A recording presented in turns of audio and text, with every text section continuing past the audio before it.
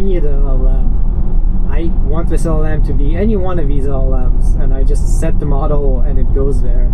It's even easier now to switch if you adopt this kind of paradigm, which I would imagine most companies and startups using LLMs are doing, because that's just the right thing to do. Yeah. Next up, we've got another story of a raise in valuation. I think also we mentioned that this was happening a while ago, but now it seems to be finished. Runway has raised $315 million in a Series E round. They're now at $5.3 billion valuation. Runway provides image video generation and a whole bunch of other stuff, really a suite of tools for editing videos, expanding videos. They sort of have been targeting the industry space a bit more rather than just providing an API or a video generation thing. So they have their own video generator, their Gen 4.5 model. Not as good as the leading edge to my knowledge, but still pretty decent. And with this raise, they are saying that they're going to get more into the world model space, which is, you know, surprisingly closely linked to video generation, being able to sort of generate the 3D world and simulate physics and so on. Turns out has a lot to do with video generation. Yeah, and in terms of robotics, right, that's the thing that they're really starting to rotate towards, which makes sense. You can't make that much money off consumer AI-generated video. At a certain point, you're going to have to go after the enterprise, and the question is how. The answer, it really does seem to be, okay, we're going to do world model stuff for robotics, and indeed, you know, here it is. A really awkward Thanksgiving cap table here, because they do have participation from both NVIDIA and AMD Ventures. So, you know, that'll be weird. But yeah, apart from that, a whole bunch of other kind of mid-tier, lower-tier, actually kind of investors. But the round is big, and well, we'll see what they can do with it. There's a clear trajectory here. It seems to be the obvious trajectory. If you're in text to video, it's just what you got to do. And speaking of robotics, we got one more raise to cover, and it's a robotics company, Appronic, which has a humanoid robot they're working on. It's kind of in the same space as 1X and Figure. They raised $935 million at a $5.3 billion valuation. That's after having been announced a year ago with $350 million Series A year ago. So they expanded beyond that initial Series A to this gigantic fundraise of $935 million with additional investments from Google, Mercedes-Benz, B Capital, and this is all in its Series A. They're not at Series B apparently. So interesting to me that there's this much interest in investing in humanoid robotics. I think the general sense seems to be that it's coming, that within a few years humanoid robots will be generating money. It's still very much an R&D environment where the tech isn't solved, but it appears to be making rapid progress. And yeah, now Appronic seems to indicate still investors are kind of excited about it. Yeah, this is also a bit of a weird, I don't know what to call it, round. So this is technically still their Series A. They say they've reopened their Series A to raise this additional, or no, that seems to raise in total, yeah, $935 million. They'd previously done, as you said, that $305 million Series A year ago. They're saying, oh, well, demand was so strong, you know, people have come to us begging to put more money in. They are nominally like setting a higher price for this, again, Series A. So it's a bit confusing. Why not call it a Series B? This gets to semantics at a certain point. It is a bit weird that they're not. And usually if you do two Series A's, it can sound a little bit bridgy, a little bit like you're doing a bridge round, which like gets people a little nervous. But that doesn't seem to be what's happening here. So kind of an interesting frame. I honestly don't know what to do with this. It's quite unusual. Right, and we did announce, they've been at this for a while. They actually showed off their robot at CES. So it looks pretty neat. You can look it up. It has a little funny face. And it's fun to compare the different humanoids, honestly. They're all fun to look at. And now they're capable enough that you can see them picking things up. And it's kind of weirdly exciting. That's what they think about us, too. But they are apparently doing factory pilots with Mercedes, and that's similar to Figure and BMW and Agility and Amazon. So a lot of kind of maybe quieter compared to LLMs and chatbots, but humanoids are obviously a big deal, and it's moving faster than I would have expected. I think it might be here faster and would kind of like come as a surprise when it kind of hits. On to a story not related to fundraising. We're just going to touch on this pretty quick, fun drama in the AI space. The Super Bowl happened in the US this past weekend, and Anthropic kind of took a dig at OpenAI. They had a series of ads. At least one of them ran during the Super Bowl, where the gist of the ad was they had a person talking to a person, kind of embodying a chatbot, embodying something like ChatGPT. The actors basically mimicked the speech patterns of ChatGPT, and the whole joke was in the middle of addressing whatever query there was from the user, they inserted an ad in a ridiculous way, and the tagline at the end was, "Ads are coming to AI, but not to Claude," which, let's just say the AI community got a good laugh out of it. The leaders at OpenAI, both Sam Altman and their chief marketing lead, responded quite defensively on Twitter with these like long posts where they were like, haha, this is funny, but you know, ads are good, you're democratizing AI. Anthropic is undemocratic, they're authoritarian. And like, there was also a lot of commentary on OpenAI kind of like fumbling the bag with response, obviously being too touchy on it. Probably has no business implications on a large scale, but an interesting thing to see Anthropic kind of coming at OpenAI in this way. Yeah, I don't think anybody expected that. It's like not Anthropic's brand to be aggressive like that, or not, at least not if you know some of the researchers and personalities involved. It's like not their usual cup of tea. So interesting that they went there, and all kinds of nuance about what counts as an ad, where ads are going to be shown. Is it going to be shown that you're like, it's not going to be shown to paid users or these paid users or what? Like, this is all the the Sam Altman follow-up long blog post, which, yeah, I gotta say, I mean, it seems to have gotten under his skin quite a bit, and that's, that'll happen. This is a very competitive industry, and you can't always calibrate your response exactly right. So that's an interesting case. Yeah, and touching more on the business side of this, it's interesting to see Anthropic putting a Super Bowl ad, given that their focus is much less the consumer side than OpenAI. They are focused on enterprise, as we comment on frequently. So it means they might be looking to get more name recognition, more brand recognition as a leader in the AI space. And there is a case to be made that this is also a play to attract more talent, because this is still very competitive as far as, OpenAI, DeepMind, Meta, everyone's vying for those kind of leading AI engineers, and this kind of stuff could be read as helping them do that. And another fun of AI drama happening this past week, xAI is losing a lot of people. So following the announcement of the merger, may or may not have anything to do with it, but very quickly after, two members of the founding team announced that they're leaving. These are Tony Wu and Jimmy Ba.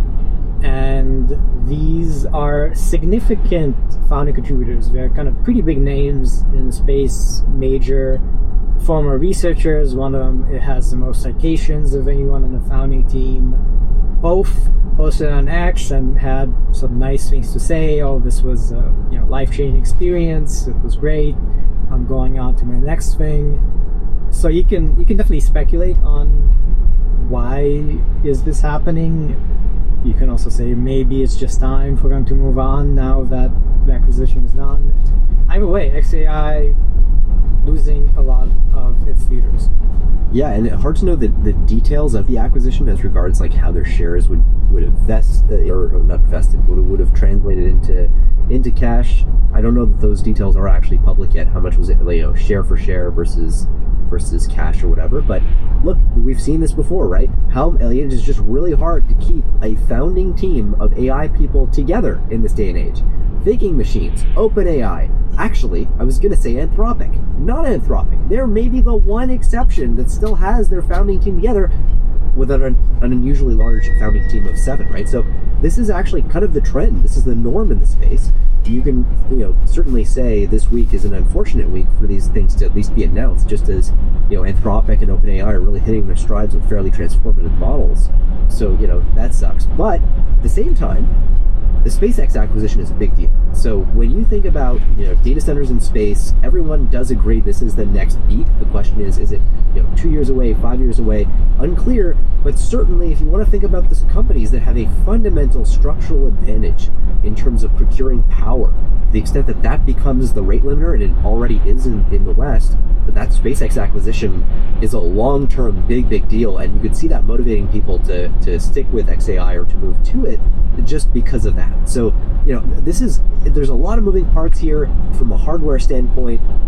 Obviously the Tesla side and Elon's ability to throw down new giga compute factories on planet Earth right now is unmatched for speed. But the space thing is a real thing. I know it sounds like science fiction. It is a real thing. We will have orbiting data centers at some point in the next few years, depending on how much and how far you want to stretch the word few. So it's an interesting landscape. I don't know where things are going to end up landing, but XAI not immune, it seems, to the pretty industry standard shuffles that are happening. Right, and I just looked this up, and it looks like a bit more detail is coming out. There was an all-hands meeting earlier this week, and Elon Musk did kind of comment on it looks like they're reorganizing, shifting around, and a quote here, actually when this happens, there are some people who are better suited to the early stages of a company and less suited to the later stages. Anyway, you can speculate on people leaving. This was not just the two co-founders, by the way. A variety of other people have recently announced their departure, at least 11 engineers. So big things happening at XAI, perhaps not surprising given SpaceX is merging with XAI. And one last businessy story is about Waymo. They posted on their blog that their next iteration of the hardware, their 6th gen car model, which is much bigger and seemingly meant for mass production, they're saying it is now ready for passengers and high volume production. And the blog is kind of interesting. They also touch on their self-driving technology being meant for various configurations, being flexible. So pretty notable given that Waymo seems to have been constrained by their inability to create enough cars, literally, or deploy enough cars. When and if they're able to do high volume production, it would not be surprising to see Waymo expanding at an even quicker rate than they have so far. And on to projects in open source. We're just going to cover one major one here. We did mention GLM5 is releasing on Hugging Face, so it looks like we are providing the weights there, as we've been seeing with a lot of these Chinese models. In addition to that, we got Qwen-free Coder next. So they are releasing this open weight language model that is specifically meant for coding agents and local development. A lot of the typical things we've seen with these models, although they are saying this has a novel architecture with a hybrid attention, which is notable in the sense that hybrid attention appears to be kind of the better way to do these models, where it is in part for your traditional type of transformer and in part more of a recurrent model, more of a Mamba 2 kind of thing. It's taken a while for more hybrid models to start coming out. We recently covered NVIDIA releasing a hybrid model, and now it looks like Qwen-free also is going that direction.